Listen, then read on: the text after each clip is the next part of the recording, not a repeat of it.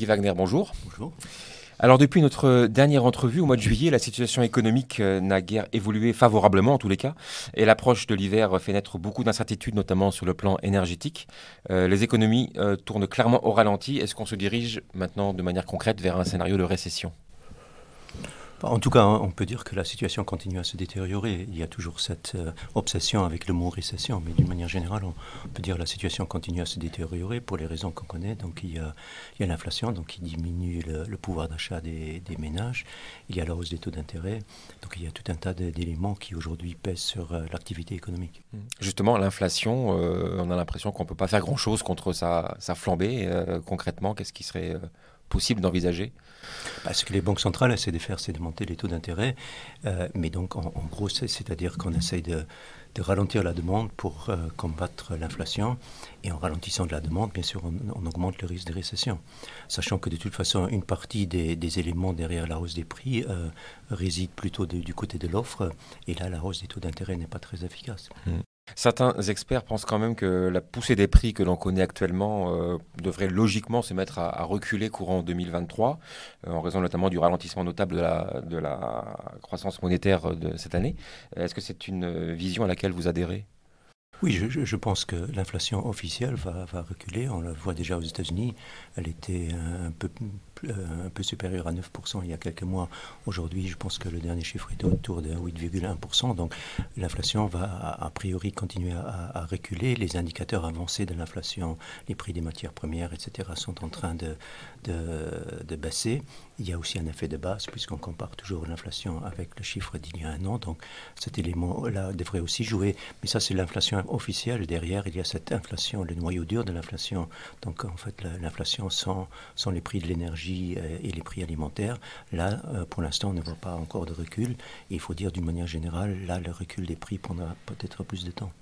Vous évoquiez tout à l'heure le rôle des banques centrales. La Réserve fédérale et la Banque centrale européenne continuent à jouer la carte du resserrement monétaire avec le maintien des taux à un niveau élevé. C'est une bonne tactique, selon vous ?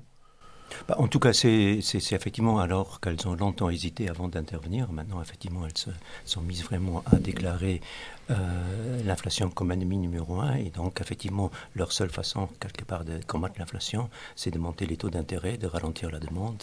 Et de ce point de vue, effectivement, d'essayer surtout d'éviter qu'il y ait un dérapage au niveau des attentes inflationnistes.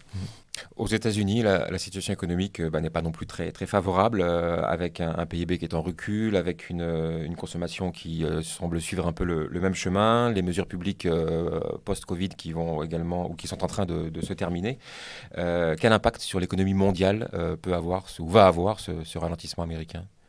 Il faut dire que l'économie américaine était et reste quand même quelque part la locomotive de l'économie mondiale. Donc tout ralentissement prononcé de l'économie américaine a toujours eu un impact assez important sur la conjoncture mondiale.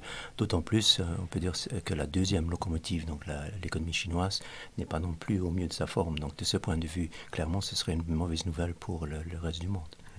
En Europe, la question de l'impact énergétique de la guerre en Ukraine est évidemment au cœur de tous les débats. Les 27 ne sont pas forcément d'ailleurs d'accord sur la tactique à adopter pour protéger leurs entreprises et leurs citoyens. L'Allemagne a récemment mis sur la table un plan de 200 milliards d'euros pour soutenir son économie. Est-ce que c'est un bon calcul si on raisonne sur une échelle européenne ?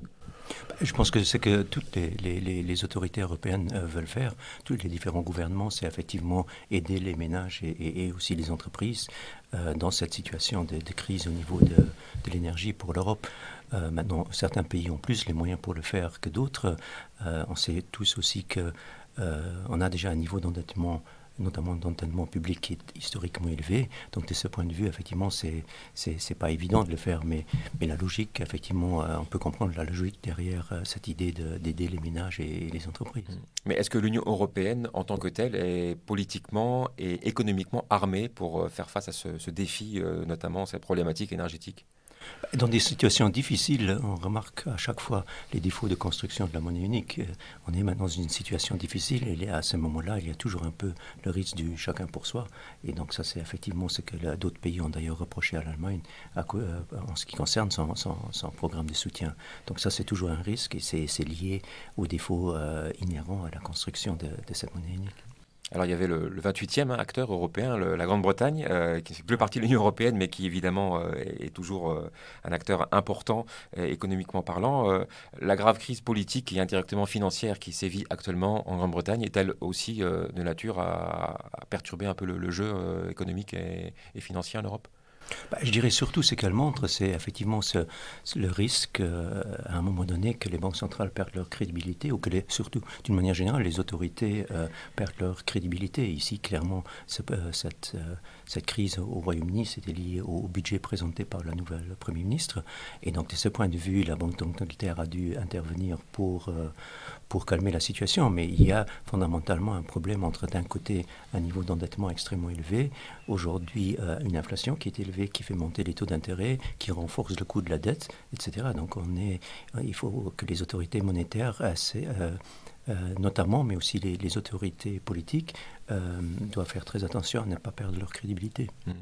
Vous l'évoquiez tout à l'heure, l'économie chinoise, qui n'est pas non plus au mieux de sa forme, qui tourne au ralenti, l'immobilier qui subit de très fortes pressions. Quel serait le risque d'un effondrement de l'économie chinoise, là aussi, sur le plan mondial? Comme je disais tout à l'heure, c'est un peu devenu ces dernières années, c'est devenu la deuxième locomotive de l'économie mondiale. Donc clairement, ce serait à nouveau une mauvaise nouvelle. Maintenant, l'économie chinoise a ses propres problèmes. Il y a la politique anti-Covid qui fait que régulièrement on ferme certains segments de l'économie. Il y a bien sûr aussi les problèmes de l'immobilier qui sont aussi relativement prononcés en Chine. Donc, et il faut de toute façon s'habituer à ce que la Chine, déjà mathématiquement, elle ne peut plus continuer à croître à des taux de 5, 6, 7%. Pour ça, elle est devenue l'économie chinoise est devenue trop grande. Les derniers chiffres, c'est plutôt autour de 3. Et même aujourd'hui, un 3 serait une bonne nouvelle. Du côté des marchés financiers, sans surprise, la tendance est baissière depuis cet été. Ce mouvement de recul est-il amené à se poursuivre, selon vous? On peut en tout cas dire que l'environnement pour les marchés financiers reste très difficile. Donc, il y a d'un côté en tout cas la hausse des taux courts, donc la poursuite du resserrement monétaire des banques centrales. Donc ça, c'est un élément. Normalement, les marchés financiers préfèrent des taux bas que des taux élevés. Donc déjà, de ce point de vue, ce n'est pas une bonne nouvelle. Et alors, notamment pour les marchés boursiers, il y a le deuxième risque qui ne me semble pas du tout encore escompté dans les cours, c'est justement le risque d'un ralentissement prononcé de l'économie avec une baisse des bénéfices des résultats. Alors, si le niveau des actions est bas actuellement, est-ce que c'est justement le bon moment pour un investisseur pour rentrer sur les marchés actions? Non, je ne pense pas, et je ne pense pas non plus que le niveau des actions soit bas. Donc, si on relativise un peu la chute qu'on a connue cette année-ci, et si on la met dans le contexte ne serait-ce que des 5 dernières années, les indices restent relativement élevés, et notamment les multiples de valorisation restent relativement élevés. Et pour les actions, finalement, il y a deux facteurs qui sont importants, c'est les taux d'intérêt et les bénéfices, et les deux, pour l'instant, n'évoluent pas dans la bonne direction. Les rendements obligataires, eux, sont de leur côté en hausse. Est-ce que c'est une espèce de retour en grâce de ce type d'investissement? Il faut dire tout d'abord que les rendements obligataires, et donc les obligations qui sont quand même censées être la classe d'actifs sans risque, ont presque autant souffert que les actions cette année-ci. C'est clair que la hausse des taux, et notamment étant donné que les taux d'intérêt étaient si faibles, la hausse des taux a fait des dégâts majeurs sur les marchés obligataires. Donc effectivement, aujourd'hui, dans certaines régions, on retrouve des taux d'intérêt qui sont plus en rapport avec les fondamentaux, et donc ça rend cette classe d'actifs un peu plus intéressante maintenant à nouveau. Est-ce qu'il faut s'intéresser à d'autres marchés financiers que on va dire les traditionnels, notamment en Asie, peut-être le Japon, qui affiche de moins mauvaises performances que d'autres marchés? Oui, le Japon est un marché intéressant. D'ailleurs, c'est le marché parmi les principaux marchés qui se tient le mieux cette année-ci en monnaie locale. Bien sûr, le yen a beaucoup baissé, mais en monnaie locale, c'est le marché qui se tient le mieux. Et il y a de bonnes raisons pour ça. Donc, il y a une augmentation structurelle de la rentabilité des sociétés japonaises, qui par le passé, c'était là où le bas blessé, c'est que les sociétés japonaises, contrairement à l'autre extrême qui sont les États-Unis, n'étaient pas tellement orientées vers cette idée de créer de la valeur pour leurs actionnaires. Ça, c'est en train de changer.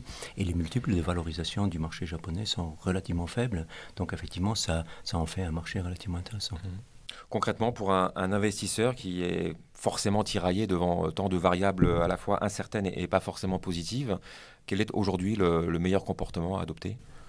C'est toujours la même chose, ça dépend un peu de l'horizon d'investissement de cet investisseur.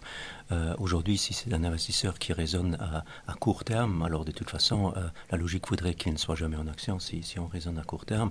Mais là, au moins, cet investisseur-là, aujourd'hui, il obtient à nouveau un rendement sur un compte à terme, un compte d'épargne, qui est plus intéressant que par le passé en euros et bien sûr surtout en dollars. Par contre, un investisseur qui réfléchit à plus long terme, je pense que l'idée, ça reste la même, c'est de dire de privilégier les actifs réels et pas les actifs monétaires, donc de privilégier les actions, mais les bonnes actions, les actions de bonnes entreprises au placement obligataire ou monétaire. Mais ça, c'est plutôt un horizon d'investissement plus long. Qu'en est-il de l'or? Une nouvelle fois, cette valeur refuge pourrait-elle tirer son épingle du jeu de la situation actuelle? Oui, l'or, cette année-ci, on peut dire d'un côté, le comportement est décevant puisque l'or est quelque part en baisse. De l'autre côté, on peut dire encore que face à ce resserrement monétaire de la Banque centrale américaine, et l'or normalement est corrélé de manière négative au taux d'intérêt, donc l'or s'est encore relativement bien tenu, notamment en euros, bien sûr, étant donné l'appréciation du dollar. L'or, l'idée, c'est un peu de dire jusqu'où est-ce que finalement les banques centrales peuvent aller dans leur resserrement monétaire. Et l'or serait le premier bénéficiaire si les banques centrales arrêtaient leur resserrement monétaire ou criaient victoire trop rapidement dans la lutte contre l'inflation sans convaincre vraiment ou sans que l'inflation soit vraiment durablement orientée à la baisse. Et là, à ce moment-là, l'or devrait à nouveau retirer son épingle du jeu. Merci beaucoup, Guy Wagner. Et puis on retrouve évidemment plus de détails et de précisions sur la dernière publication perspective de la Banque du Luxembourg. Merci, Guy Wagner. Merci.